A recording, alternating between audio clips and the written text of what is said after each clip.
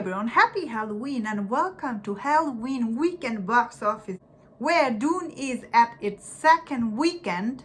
Last night in Soho has opened soft, so is Antlers, and there's a brand new movie, My Hero Academia. Well, it's a sequel to the My Hero Academia, has done quite well overall at the weekend box office. It looks like Dune has made $15 million, dropping only 62%, total of $69.4 million.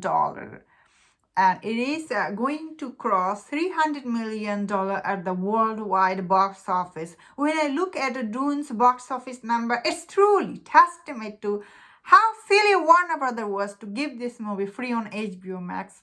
Obviously, people who saw in this movie first time on theater last week, they didn't go out to see this movie again because they already saw it, and also it's free on HBO Max. And when I look at this number, it's truly testament to how much money they lost from this movie. I feel so mad at them for doing this, disservice to this movie. It's really sad, isn't it? Okay, so the next movie we'll be looking into this My Hero Academia. This is it's a sequel movie. It's a third movie to My Hero Academia. And this movie is actually quite good. I have seen it in this weekend and many people are liking it. And this movie has opened to $6 million. Movie's a word of mouth for this movie is really good. So it's movie success is it's testament to how good this movie was. People really enjoying this movie.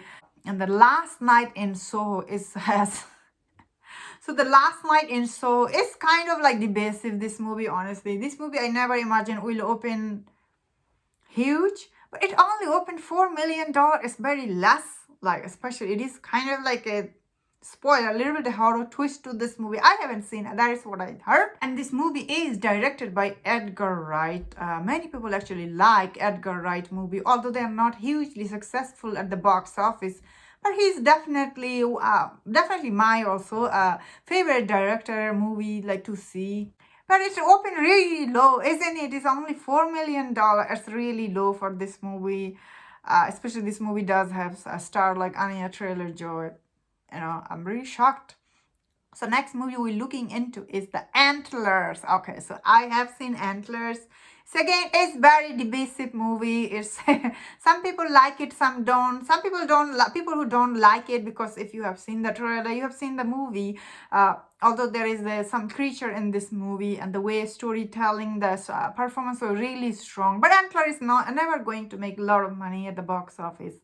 But I still thought it movie will open to $10 million because Disney was actually advertising this movie on YouTube. I did see some advertisement because this movie did delay a couple of times because of the pandemic. It's supposed to come out 2 years ago, and it is 21st century movie.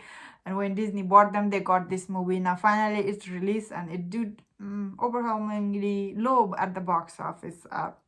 Then again, it is depending on the movie. This movie isn't very like people. It's a kind of divisive movie, as I was saying. Some like it, some don't. So it's not so shocking, honestly. Let's look at the Venom Let There Be Carnage, which is about to cross $190 million at the weekend box office. When I look at this number, it's very interesting. Although I don't know if it can catch up to Shang-Chi's number. Doesn't look like it will though. Shang-Chi is still the highest grossing domestic box office number. The Halloween Kills. Halloween Kills numbers are pretty impressive, honestly, when I look into, because Halloween Kill did open like a good number last weekend or weekend before. And and I never thought this movie will hold huge number at the box office because again, some people like it, some don't, and it is kind of in the middle ground type movie. So that said, No Time to Die has done excellent job at the box office. It has crossed $133 million at the weekend box office, and this number is quite impressive. And the worldwide number is even more impressive for this movie. No Time to Die has been it's really hit for Universal Studio because they are the one who advertising this movie. It was MGM. I guess MGM is now owned by Amazon Prime. I'm really impressed by No Time to Die's box office number, although it didn't open huge number at the the opening weekend, but did catch up to its number. It did cross to $100 million quickly because I think many people who didn't go to see on the week, like the opening weekend, they did went out to see later in the week. So very impressive.